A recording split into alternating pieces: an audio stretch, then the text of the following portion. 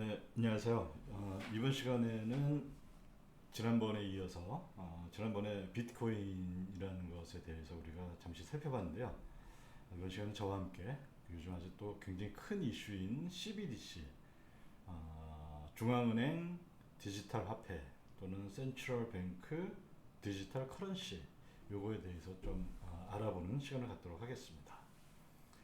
먼저 CBDC가 어떤 식으로 발행이 될 것인가 그거에 대해서 현재도 굉장히 많은 논의가 있고요.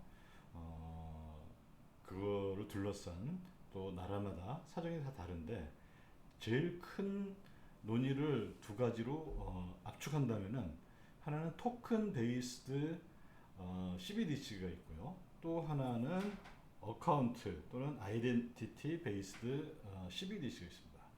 토큰 베이스드 토큰 베이스드라는 것은 증표를 기반으로 한 그런 중앙은행 디지털 화폐라는 건데요. 이거는 그냥 말 그대로 현재 우리가 사용하는 뭐 만원권, 5만원권 또는 뭐 500원짜리 동전 이 모든 것을 디지털화 하는 것을 의미합니다. 근데 여기에서 중요한 것은 증표 기반이다. 이게 무슨 말을 의미하냐면요. 제가 현금을 가지고 커피숍에서 커피를 살 때 그 커피숍 주인은 커피를 팔 때 제가 5만 원권을 냈다 또는 뭐 만 원권을 냈을 때 저에 대한 인적 사항을 아무것도 모르죠. 그냥 돈이 있으면은 그게 진짜인지 아닌지 이것만 중요한 거지. 그 돈을 그대로 서로 주고받고 한다는 거죠. 이게 바로 증표 기반에 입각한 거고요. 그 다음에 어카운트 베이스드라는 것은 중앙은행에 자기 계좌가 있는 거예요. 그래서 그 계좌를 통해서 예를 들어 중앙은행에 자기 계좌가 있는 그 은행 카드를 내가 내밀면은 그걸 가지고서 중앙은행에서 내 돈이 뭐 커피숍 주인에게 만 원이 이체되는 이런 상태를 말하는 겁니다.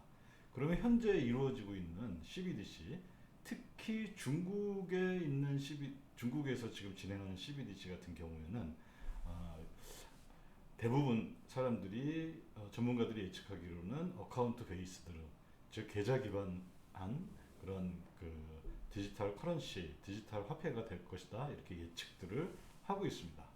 근데 먼저 이 중앙은행에 일반인이 계좌를 가지고 있는 경우는 지금 우리 상황에서는 없죠. 근데 이게 꼭 오래된 것만은 아예 없었던 것만은 아니고요. 저는 그래서 이걸 특별히 오래된 미래, 옛날에 있었던 뭐 그리고 또 앞으로 가야 할 뭐 그런 이렇게 표현을 하는데요.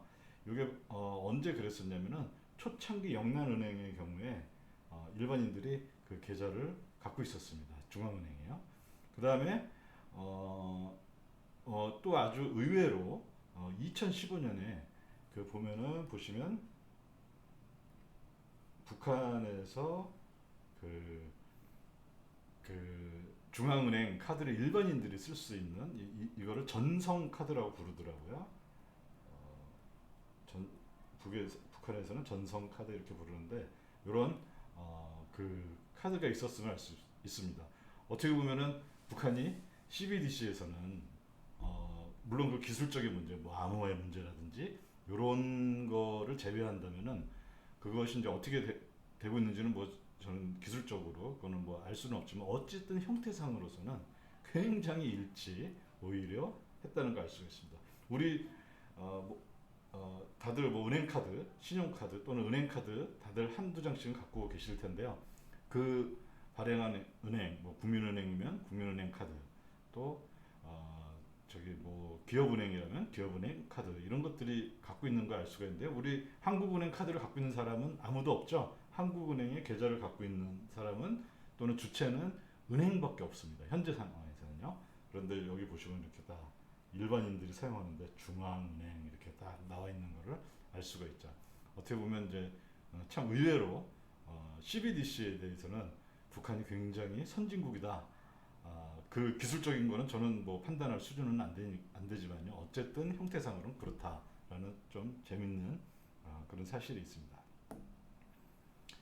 자, 그럼 CBDC의 형태는 많은 분들이 또는 많은 전문가들이 예측하듯이 계좌 기반 CBDC 형태가 굉장히 유력하다 이렇게 볼 수가 있는데요. 실제 중앙은행에 갖고 있는 중앙은행의 화폐는 크게 중앙은행의 부채 항목에 있는데요. 화폐는 크게 두 가지가 있습니다. 보통 지급준비금이라고 하는 요거고요. 이건 지난 시간에 우리가 봤듯이 은행 간 거래를 위해서 필요한 화폐입니다. 그 다음에 중앙은행이 발행한 화폐는 또 뭐가 있냐면은 우리가 흔히 쓰는 동전, 500원짜리 동전, 100원짜리 동전, 또 만원권, 5만원권, 5천원권 이런 게 있죠. 이런 것들을 통화라고 부릅니다. 현금 통화. 뭐 그냥 우리는 간단하게 현금이라고 부르죠. 이렇게 크게 두 가지가 있는데요. 이미 지급 준비금은 예전부터 전자화돼 있었어요.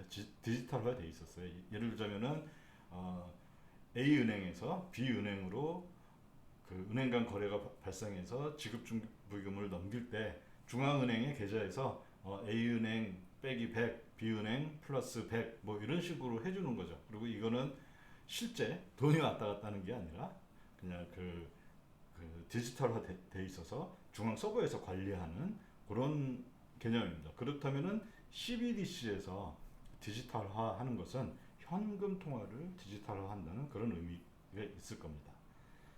자, 이런 상황에서 현재 많은 이제 언론이나 우리가 접할 수 있는 인터넷 공간을 통해서 들어볼 수 있는 얘기들 중에 크게 CBDC의 효과에 대해서 크게 이제 세 가지 의견들이 있습니다.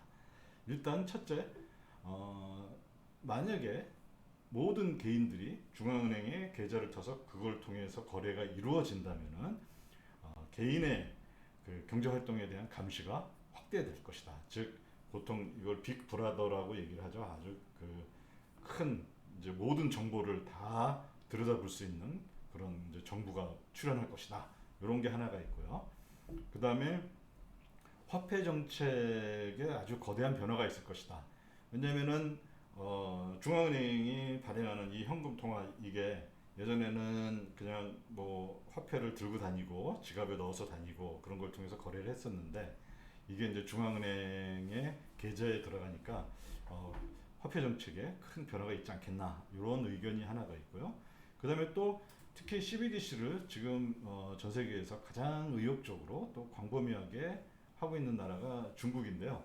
요거를 보면서 그 뭐라 그러던가요? 중국이 드디어 달러 패권에 도전하는 것이 아니냐. 현재 전 세계적인 기축통화 누가 뭐래도 달러화인데요. 그 달러 패권에 도전하는 그런 모습을 그 중국이 지금 준비하는 것이 아닌가. 이렇게 크게 세 가지 CBDC를 도입함으로써 그 세 가지 효과들이 이런 것들이 있을 것이다. 보통 이렇게 얘기들을 하는데요. 우리는 과연 이번 시간에는 그것이 과연 어떤 정도 타당성을 가지고 있고 어느 정도 의미가 있는 것들인지 한번 살펴보도록 하겠습니다. 자, 먼저 빅브라더가 출연한다. 요거에 대해서 한번 알아보면요. 이거는 제가 볼 때 나라들마다 좀 효과가 다를 것 같아요. 그런데 한번 중국을 먼저 사례를 한번 들어보겠습니다. 중국의 경우에는 이미 국가가 충분한 정보를 소유하고 있습니다. 독점하고 있습니다. 맘만 먹으면요. 예를 들자면은 그리고 뭐 얼마 전에 우리가 그 마이그룹이 상장을 하려다가 실패했던 거 우리가 볼 수가 있는데요. 그런 것들을 이제 보통 이제 어떤 식으로 얘기하냐면은 위챗은 중국의 이제 그런 그 휴대폰 모바일을 통한 그런 이 지불 결제 시스템이고요. 알리페이도 마찬가지고요.